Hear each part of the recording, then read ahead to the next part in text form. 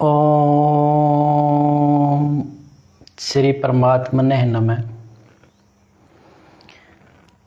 कुछ लोग अनजाने में अनावश्यक खर्च कर बैठते हैं। ये मैंने पाया है, खुद अनुभव किया है कि मैं किसी के घर गया तो उन्होंने मेरे को बताया कि कोई पंडित थे। उन्होंने कहा कि घर का ये कोना ऊंचा होना चाहिए। तो उन्होंने उस फर्श को उखाड़ा घर के करीब 25% और फिर ऊंचा किया, और दूसरी तरफ कहा कि ये नीचा होना चाहिए, तो 25% उखाड़ा और वो उससे नीचा किया। जबकि वस्तु स्थिति ये थी कि जो कोना ऊंचा होना चाहिए था वो उसका 50% जिस साइड से होना चाहिए था वो ऊंचा ही था, और जिस कोने को उन्होंने और नीचा करवाया कि वो उस घर के कुल तुलनात्मक से कुछ नीचा ही था, उसको नीचा कराने की आवश्यकता नहीं थी, तो उसको उन्होंने तोड़ रखा था। और उस यजमान की कंडीशन, आर्थिक कंडीशन ये थी कि कर्ज होकर के और मकान के भी नोटिस आए हुए हैं।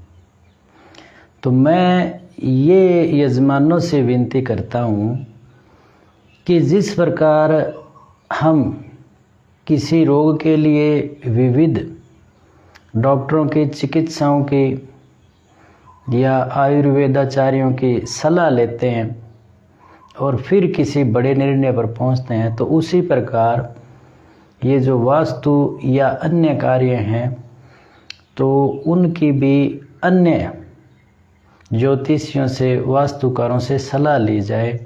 2 या 3 से सलाह लें।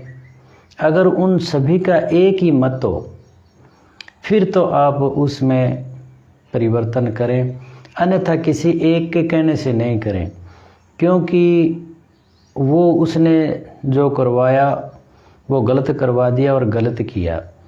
समस्या ये है कि कभी कभी हमारे पूर्व जन्मों के किए गए पाप कर्म से आने वाले ज्योतिष की, ब्राह्मण की, पंडित की बुद्धि है वो भ्रमित हो सकती है हमारे कर्मों से, और वो है जो हमें कुछ गलत डिसीजन दे सकते हैं कि जिस डिसीजन से हमें बचा जा सकता था या कम में कोई कार्य किया जा सकता था। 2 या 3, 2-4 से आप अगर परामर्श करेंगे तो ईश्वर की कृपा से हमें ऐसे अनावश्यक खर्चों से परमात्मा हमें बचा लेगा। और बात ये भी है कि ऐसे फैसले वो लोग ही सुनाते हैं जो जन्म से अपने आप को इस चीज़ का पंडित मान लेते हैं, कर्म से नहीं।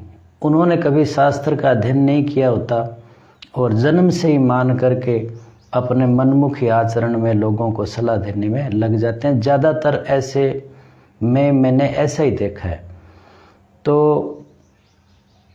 मैं ऐसे लोगों को भी कहूँगा कि वो शास्त्र ज़रूर पढ़ें और फिर किसी का उपाय करें या करवाएं, नहीं तो कहीं ना कहीं हम भी पाप के भागी हो जाते हैं जो बताने वाले होते हैं, क्योंकि अनावश्यक खर्चा है, कर्ज में डूबा हुआ है और वो उसको तुड़वा दिया जिसकी कोई आवश्यकता नहीं थी। तो इसलिए ज्योतिष का आप सभी सदुपयोग ही करें, और यजमान है जो परामर्श करके 2-4 से फिर ऐसे फैसले लें, और ऐसे किसी एक के कहने से ना लें।